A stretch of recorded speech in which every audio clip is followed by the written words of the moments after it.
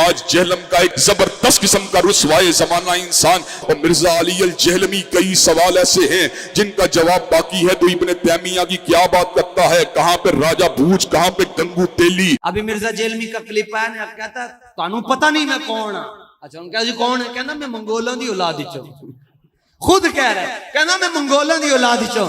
میں کہا تو منگولاں دی اولاد چوں، تیرے واسطے تے کتا ہی کافی ہے۔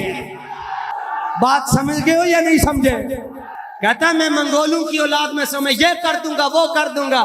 میں کہا تینوں پتہ ہے کوئی حضور دا کوئی ایک کتا اٹھے گا جڑا تیری گردن تے ہاتھ رکھ کے تیرے دو ٹوٹے کر کے رکھ چھڑے۔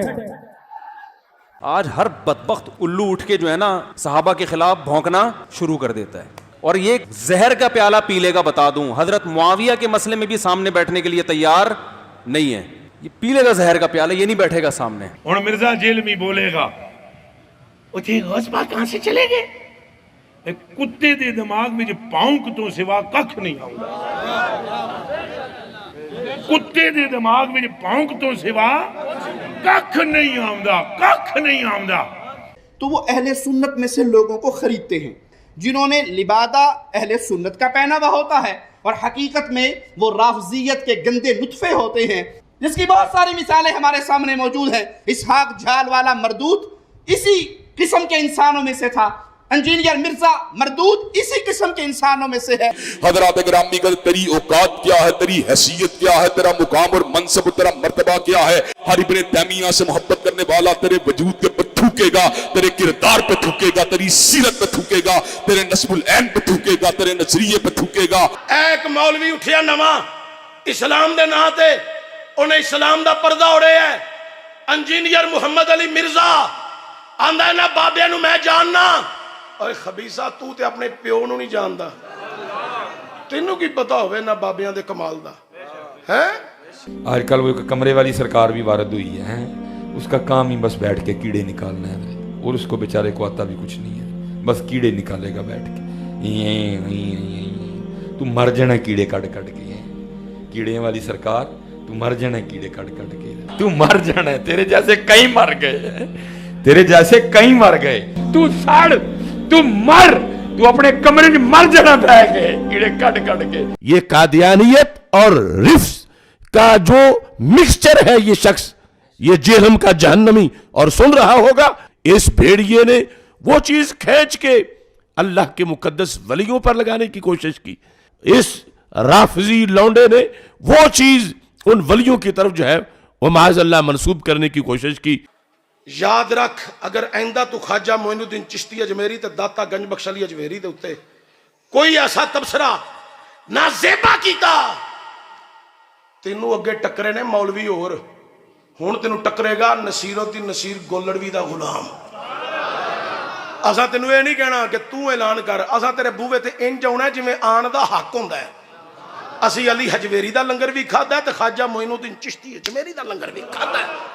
اگر حضرت اقبال رحمت اللہ تعالیٰ علیہ فرماتے ہیں کہ اگر کوئی بندہ تینوں آ کے کہے نا جی کتے دے منہ چو چاگ نکلی ہے تے او دے چو مینوں کستوری دی خوشبو آ رہی سی، اقبال کہندے نے ویسے گل تے ناممکن ہے لیکن مان لے کہ کتے نے منہ کھولیا تے چاگ نکلی تے اندروں کستوری دی خوشبو آ رہی سی، سپ نے انج کر کے منہ کھولیا تے اندروں میٹھا پانی آیا، فرمایا مان لیں، لیکن کوئی تینوں اے آ کے کہے کہ مرزا جہلمی عاشق رسول ہے، کدی بھی نہ مانی۔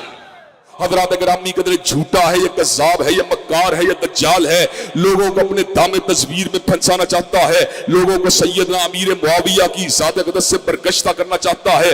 حضرات گرامی قدر دیکھ لیجئے، میں آپ کو لا وجہ البصیرت یہ بات کہتا ہوں، مرزا کل بھی ذلیل تھا، مرزا آج بھی ذلیل ہے، اور انشاءاللہ مرتے دم تک یہ ذلیل و رسوا ہی رہے گا۔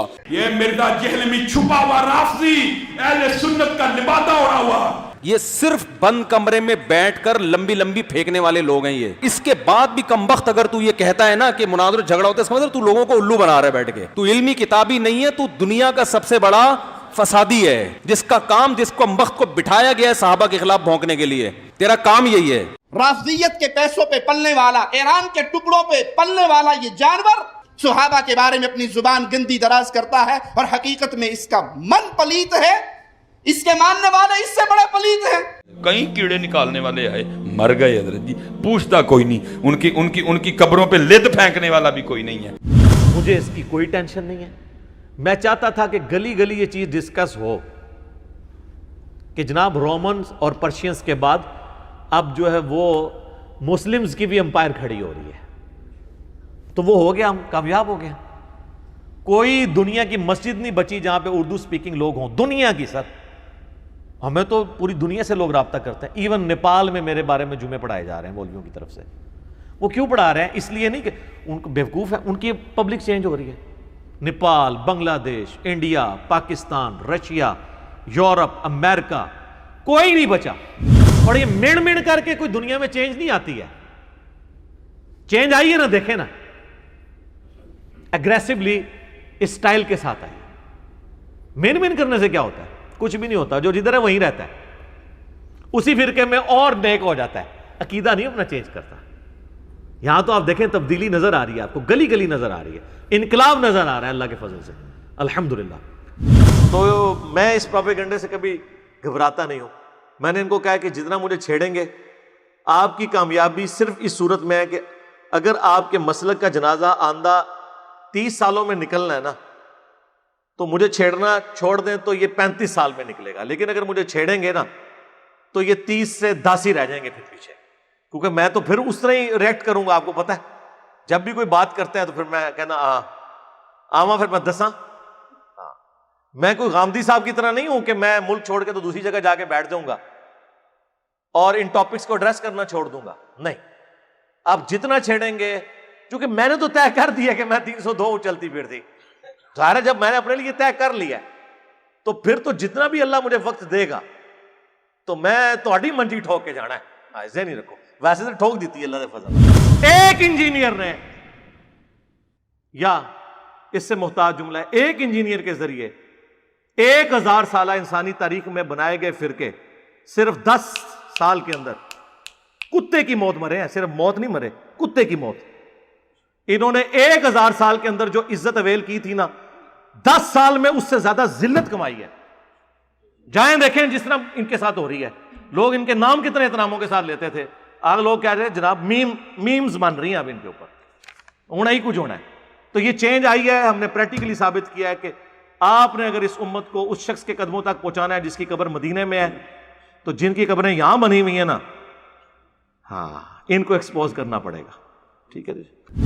اور ان ساری باتوں پہ میں صرف ان کی پبلک کو ایڈریس کروں گا اور بڑے احترام کے ساتھ کہ مرنے سے پہلے اے مسلمان کر لے اس پہ غور, کتابوں کا خدا اور ہے, بابوں کا خدا اور.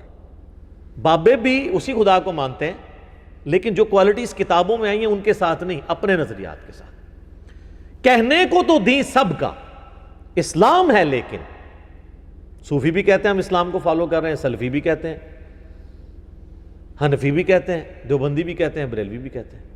کہنے کو تو دین سب کا اسلام ہے, لیکن کتابوں کا جہاں اور ہے, بابوں کا جہاں اور. یہ دنیا کوئی اور ہے میرے بھائی.